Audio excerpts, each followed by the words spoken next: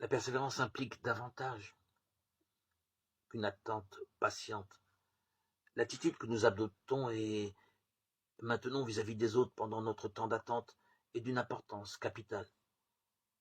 Dieu seul connaît la durée de toute chose, même si notre impatience transparaît dans notre comportement au point de nous rendre, nous et notre entourage, misérables et nerveux.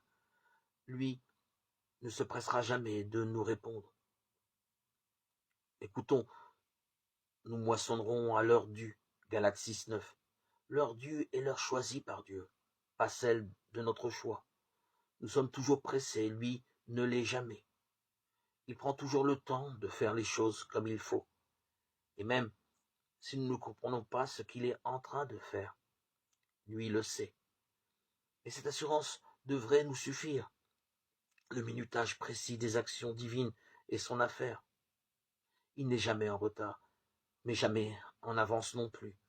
Il ne manque jamais l'occasion de développer notre aptitude à la patience, tout en développant d'autres fruits de son esprit en nous. Beaucoup de choses doivent culminer en victoire au même moment, si nous voulons arriver vainqueurs au bout de notre course, ici-bas. Faire fructifier notre potentiel de talent sans enrichir notre force de caractère en tant que chrétien ne glorifiera en rien notre Père.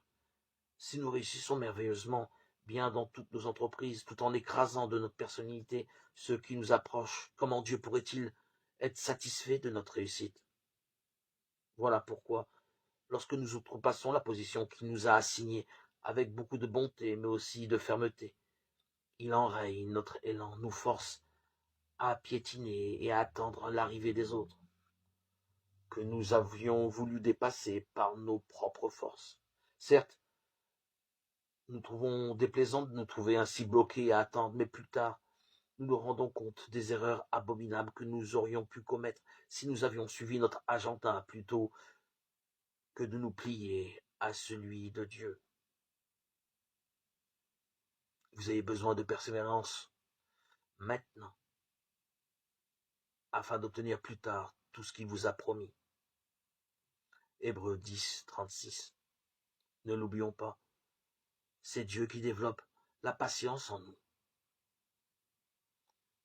C'est d'ailleurs un des fruits de l'Esprit Saint que nous avons reçu à notre baptême.